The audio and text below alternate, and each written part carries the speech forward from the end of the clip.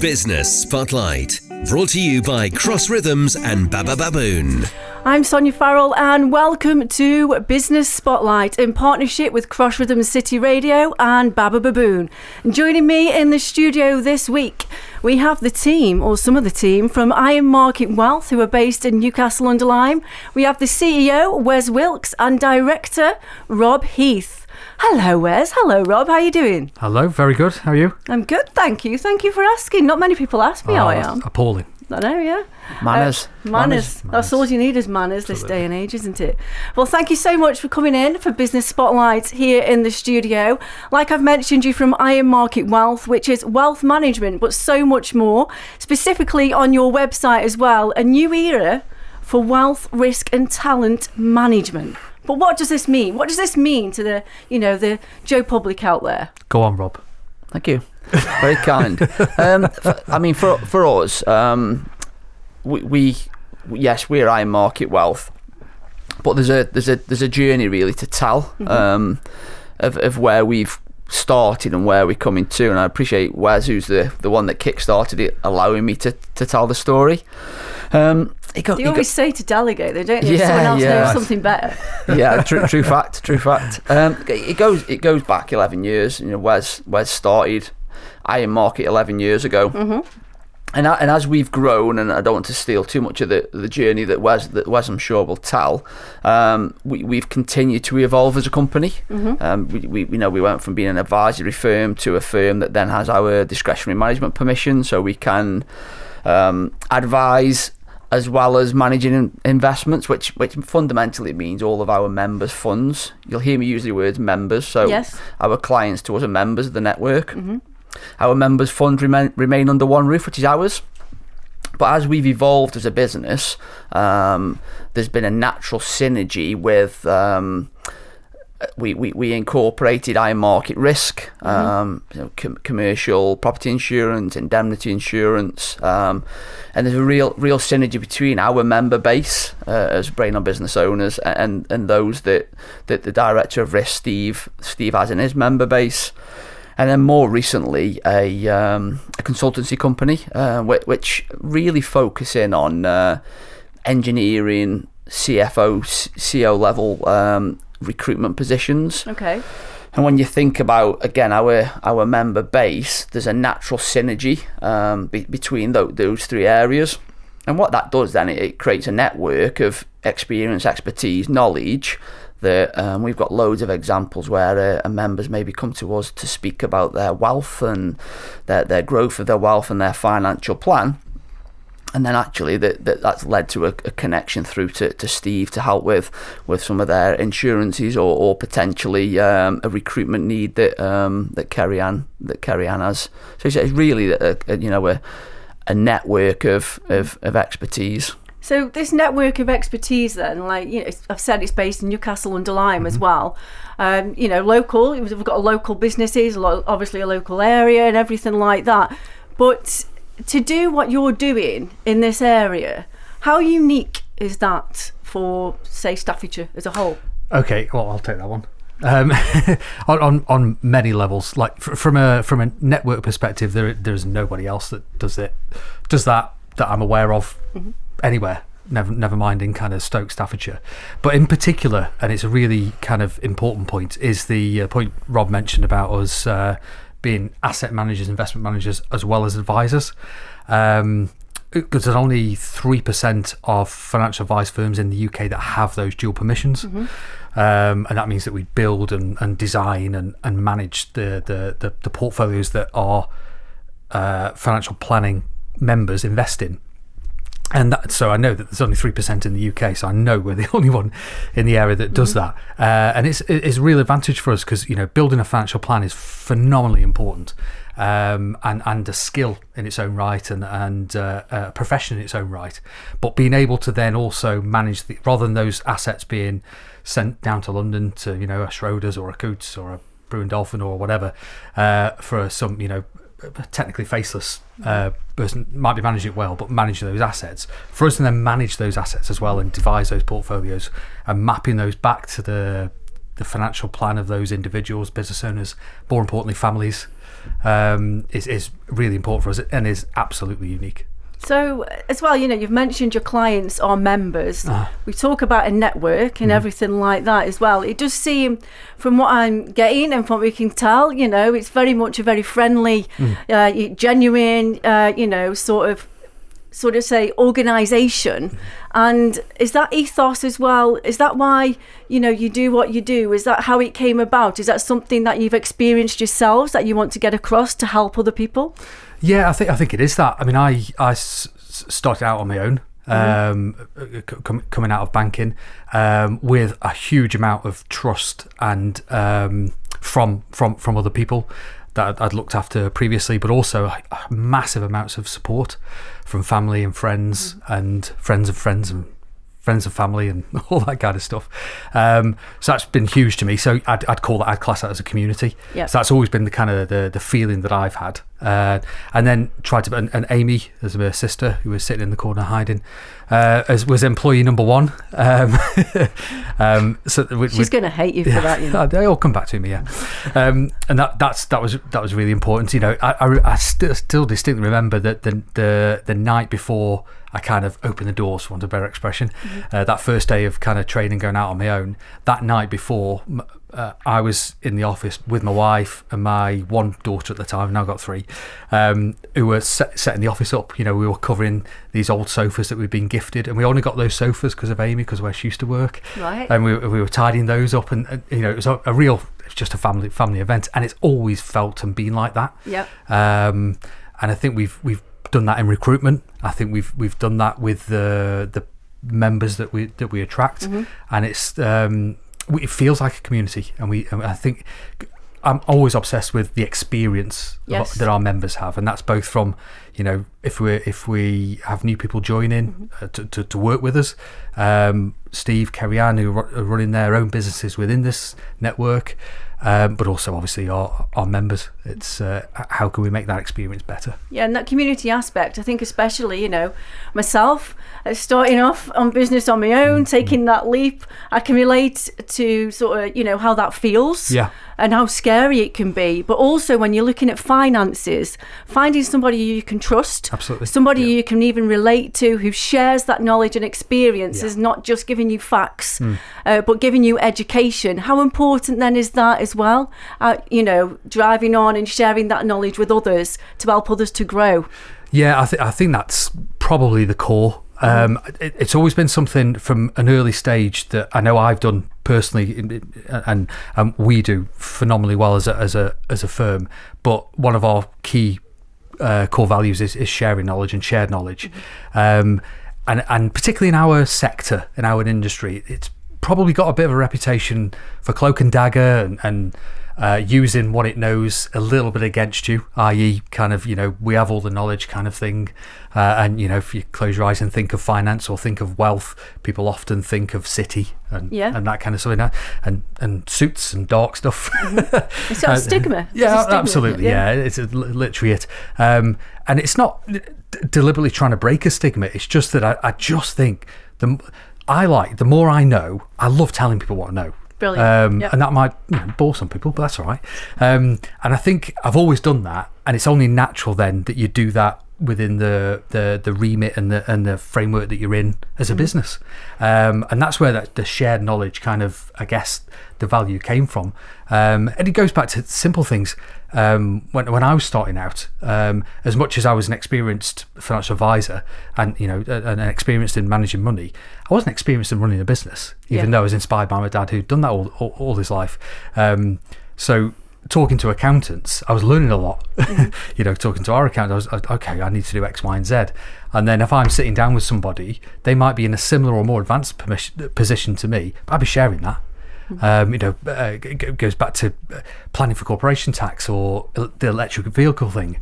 I got spreadsheets on spreadsheets working out if this electrical vehicle thing did really work, trying to understand it.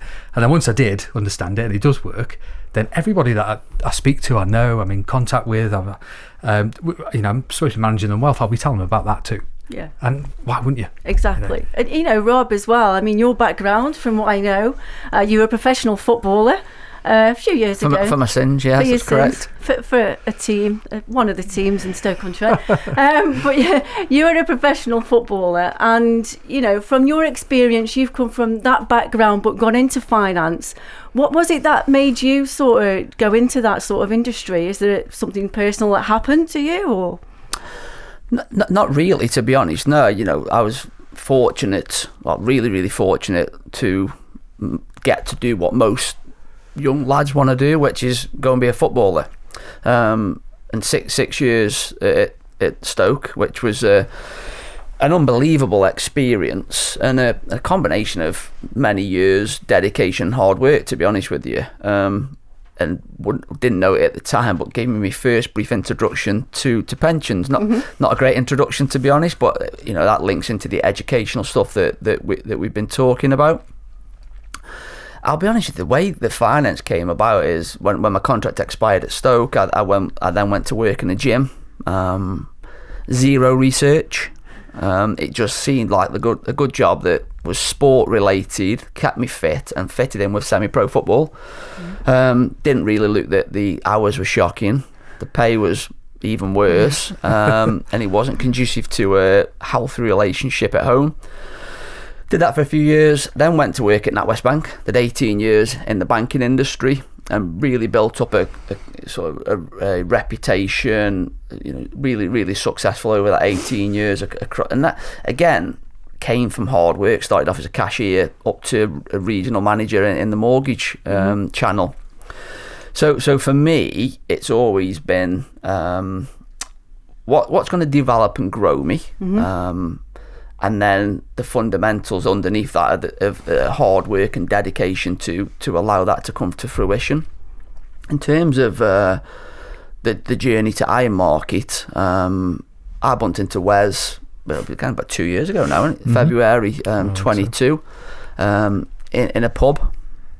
And I always where the best ideas are. Well, yeah, but you're right. All the best ideas do come out of the pub. But the irony behind it is, I don't go out very often. My wife is the social animal in our household. I'll prefer sitting on the sofa, watch a film or a football match. But if there's anybody in this world that goes out less than me, it's the man sitting to my left. So to bump into him in the pub was fairly unique, to be honest. And Wes knew my wife from a previous job that they worked in the same company, and we just started a conversation from then. And I knew of IronMarket, but really, honestly, not too much. And when we met up for a coffee at the offices in Newcastle, and I genuinely thought, based on what IronMarket did. It would be just a good chance to catch up with Wes. We've known each other for a number of years from football backgrounds.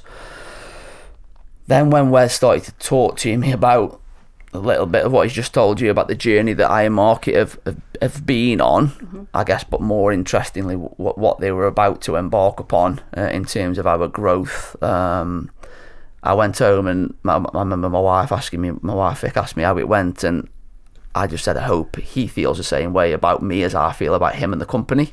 And to all of the things the company have offered and given to me, and the great place it is to work, the thing that was the most important part is the core value, and not just the core values of our company. I knew Wes. I knew his brother. I know mum and dad, what they stand for. So all of the stuff around the company was really, really interesting. But I knew that the way that the values that they stand for would make it the kind of place that A, you want to go and work at, but B, all of the stuff that he said about, a lot of people say things and don't actually follow up on it. We see day in, day out, to be honest with you. I knew that wouldn't be the case. And I've been there now 18 months, and it's the best decision I made for sure. So it all comes back again to, like, we first started chatting about that again, the company ethos, the values and everything like that community feel, but also sharing knowledge and experiences. I'm going to come back again to the education side of it as well. Now, going forward, like now, we're in 2024 and all that. A new year, a new sort of 12 months, or now we're mid-February, but looking ahead to 2024 and beyond, how important do you think it is now to continue that educational process? And do you think it's changed over the years? Are you finding more and more people are coming to you who might be more receptive to speaking to, whether it's wealth management, financial advisor, etc.? Or do you think nothing's changed? It's just there's still a load of barriers there to break down, or stigmas to sort of go through to open up the doors to be more accessible to more people with the finance industry? Yeah, I think it's a good point. I think there's still, I think there is a movement towards transparency and openness and all the things that we mentioned earlier. I think there is a huge move to that, but it is a little bit like a pebble in the sea at the moment, I would say. Something we're obviously very, very comfortable and happy and keen to drive. Frankly, I think education is absolutely key, and I think education can be. You could probably take if you mention the word education, people know what you mean, but don't really understand how or what that truly means. Education means school quite often, or the educational environment, and it's that shared knowledge bit. Yeah. It's for example, we finding recently a lot of people coming to us that probably, historically it would have been financial advice, wealth management would have been for those people that have. The obvious thing is they've got a bit of cash, right? And they want to do something about that. And I think it's moved away from that. That still happens, but I think it's moved away from that into, say, the personal arena, where you've got people that are doing really, really well, but they might be employed, they might not be entrepreneurial, but they're doing really, really well. And the starting point quite often with those kind of people is just a bit of guidance. I'm doing pretty well, good money coming in, don't think we waste a lot, I couldn't tell you where it goes. Yeah. So those kind of conversations are happening quite a lot, as well as business owners wanting that little bit of. We always say that we're trusted experts for experts. Business people and entrepreneurs tend to be experts in what they do, and they really, really value experts in other fields, like I do, like we do, and it's that. So they need guidance in different ways. So that might be, from tax planning perspective, or it might be building to exit. It might be planning to sell the business, and that might be guidance before, during, after, and ultimately that ends up being what that means to them as a person, as a family, and from a wider point. Yeah. And all of that is thread by knowledge. Yeah. And again, sharing that knowledge, coming back to that again as well, whether it's personal or in business as well. If you're sitting there at home, or even in a business, and you're thinking or worrying about finances and everything, the impact that can have on your own sort of mental health as well can be really detrimental. I mean, without mentioning obviously names or anything like that, but with your members, do you ever come across, does anyone ever sort of feedback and say you've actually, by going through this process, we have actually...